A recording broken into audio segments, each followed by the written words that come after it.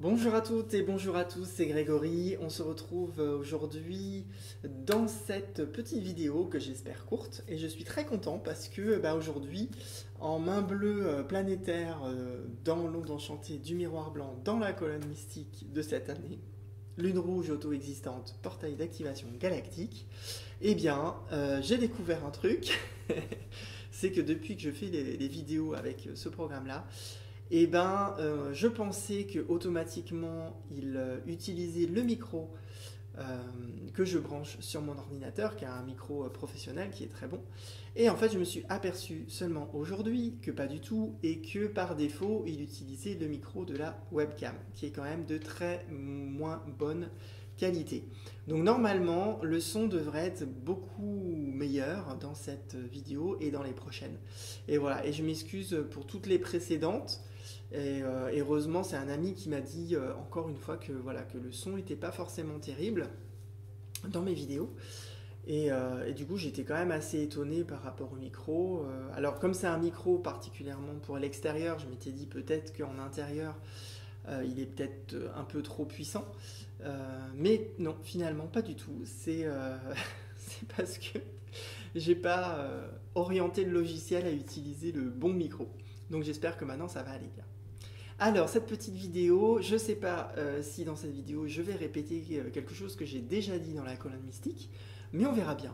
Donc, je vous ai fait une petite impression pour avoir un support, pour que ce soit plus simple, pour que vous suiviez un petit peu ce que voilà, j'avais envie de vous partager. Donc, on va aller voir ça ensemble. Alors voilà, je vous ai mis à gauche l'onde enchantée du miroir blanc, que vous connaissez tous et toutes par cœur, évidemment. Nous sommes aujourd'hui en main bleue planétaire, la 10e tonalité galactique du cycle des 13 de cette onde enchantée du miroir.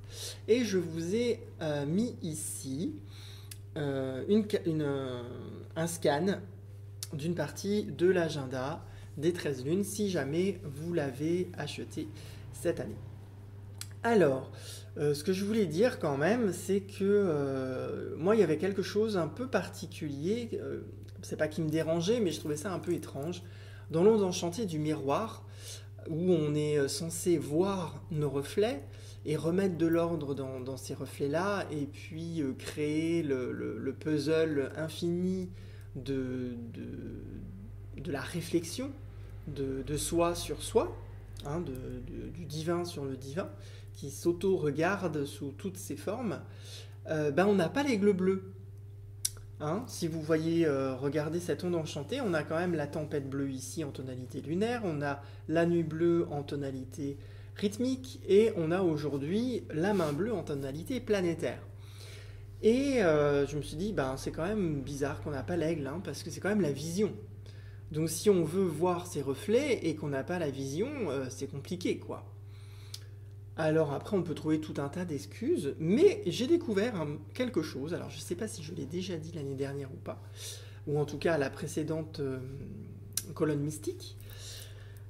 C'est que quand on regarde la succession des jours, notamment à partir de la graine jaune résonante, on a l'aigle bleu qui apparaît ici en tonalité résonante. Donc moi j'aime bien regarder aussi un peu les 4 glyphes qu'il y a de chaque côté des kines centraux qui nous accompagnent tous les jours.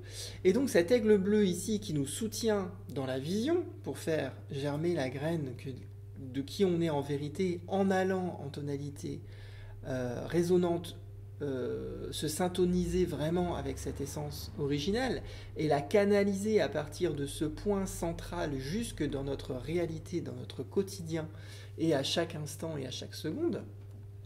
Donc là, on est soutenu par la vision pour voir cette graine. On est soutenu pour ça, pour la voir et pour s'en inspirer. C'est l'inspiration aussi, la tonalité résonante. Pour se laisser inspirer par cette graine, voir ça et créer le monde en correspondance à cette graine. Ensuite, le lendemain, en serpent rouge galactique, notre aigle bleu a basculé de l'autre côté sur la ligne horizontale, s'est retrouvé dans l'antipode. Donc une fois qu'on a vu la graine Et ben si on veut qu'elle germe, et ben il faut enlever la pellicule autour de la graine. Il faut que la graine elle se transforme. Donc c'est la mue du serpent. Et là la difficulté, ben, c'est de maintenir la vision. C'est de maintenir la vision de cette graine originelle. En étant intègre, en restant intègre, en maintenant l'intégrité de cette vision qu'on a eue la veille. Ensuite, le troisième jour, on tombe dans la sœur des monts blancs et notre aigle bleu la descend dans l'oracle de destinée du jour et se retrouve ici en tonalité harmonique, je vais y arriver, en tonalité harmonique, en occulte du jour.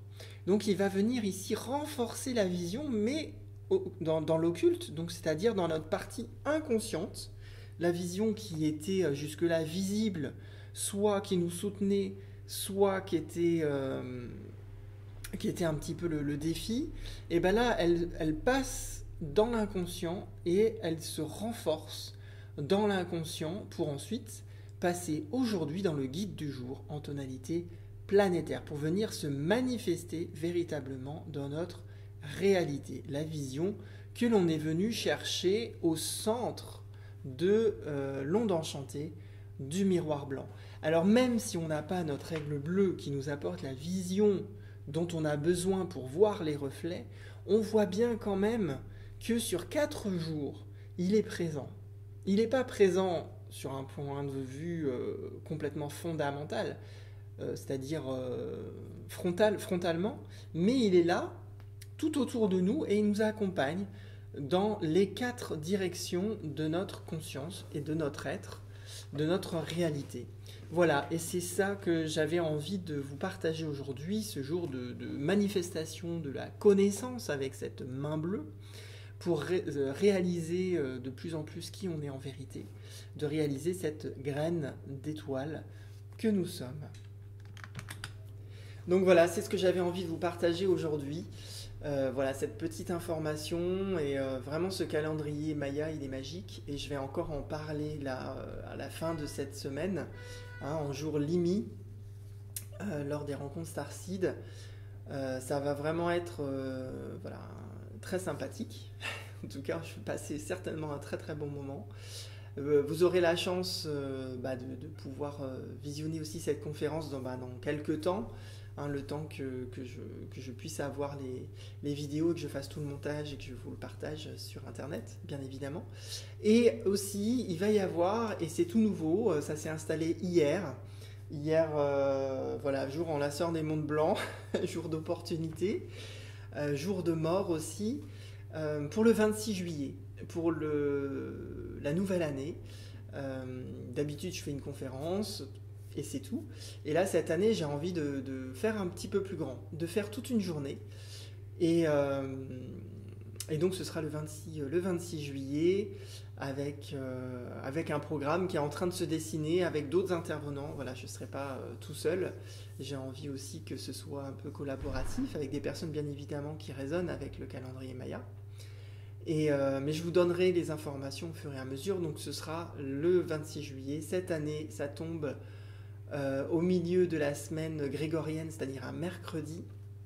Donc, je suis désolé, c'est pas un week-end. Donc, pour les gens qui sont loin, qui ont envie de venir, il va falloir malheureusement prendre peut-être un jour de congé, voire 2. Voilà, si vous voulez arriver la veille ou si vous voulez rester le lendemain.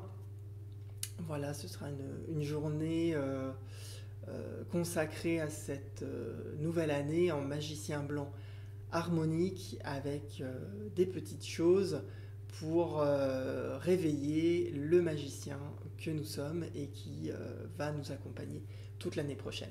Voilà, je vous en dis pas plus. On se retrouve peut-être dimanche pour ceux qui viennent aux rencontres Starseed, et peut-être d'autres le 26 juillet, et peut-être d'autres entre-temps, si on se croise à la boutique. En tout cas, je vous remercie et je vous dis à très bientôt.